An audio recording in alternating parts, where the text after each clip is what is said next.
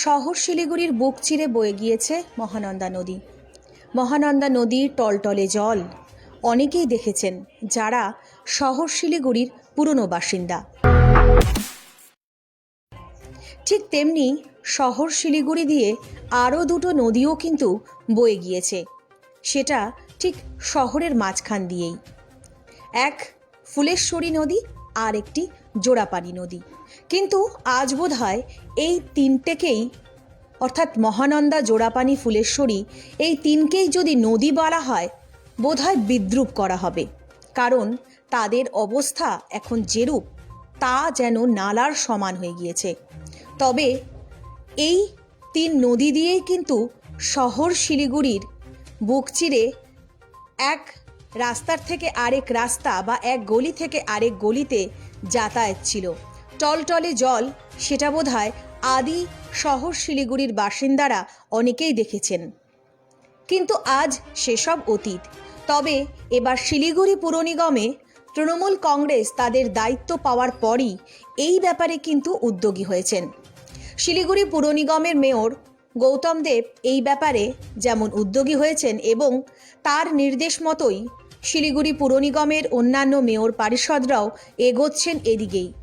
একদিকে যেমন শহর শিলিগুড়িকে সৌন্দর্যায়ন করা, পাশাপাশি শহর শিলিগুড়ির দূষণ রোধে ব্যবস্থা নেওয়া এবং ঠিক তার পাশেই আমাদের শহর শিলিগুড়ির গর্ব বা আমাদের শহর শিলিগুড়ির সেই নস্টালজিক যে নদীগুলো রয়েছে তাকে পুনরুদ্ধার করা।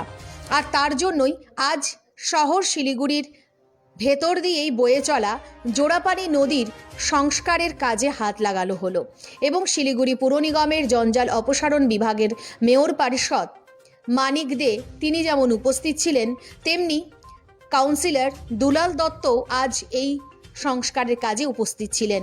কারণ সামনেই বর্ষা আসছে এবং এই নদী এখন নালায় পরিণত হয়েছে। প্রচুর আবর্জনা ভরে থাকে এই নালাতে বা এই নদীতে।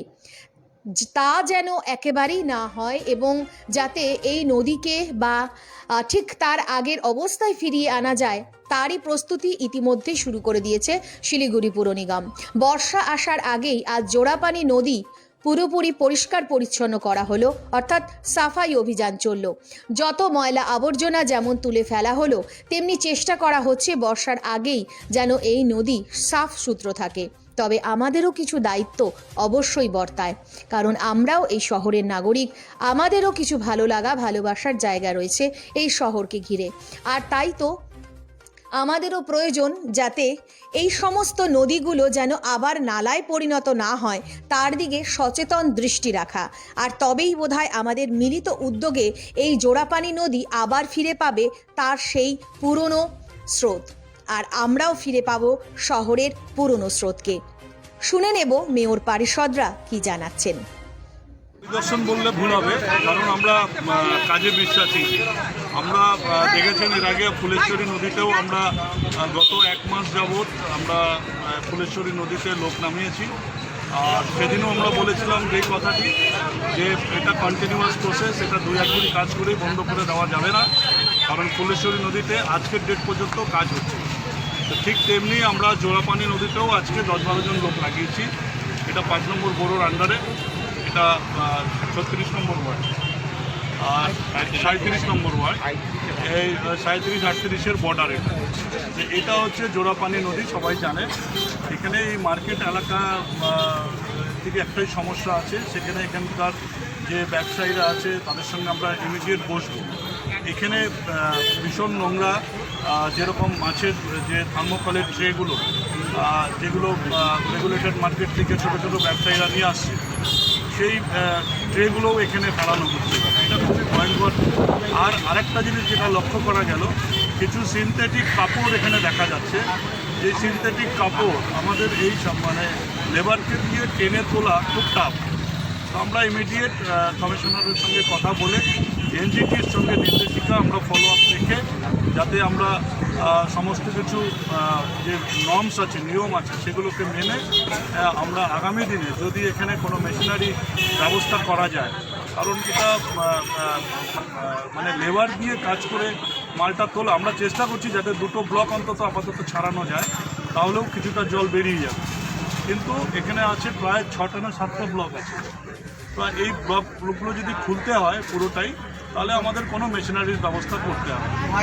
তো সেরকম আমরা দেখছি আগামী দিনে যাতে এরকম কোনো ব্যবস্থা করা যায়। তার আগে আমরা যে লোকটা লাগালাম আজকেও বলছি, ফুলেশ্বরীতেও যেরকম বলেছিলাম, জোড়াপানিতেও তাই, এটা কন্টিনিউয়াস প্রসেস। সেই লেবার কাজ করে যাবে বর্ষার আগ মুহূর্ত পর্যন্ত।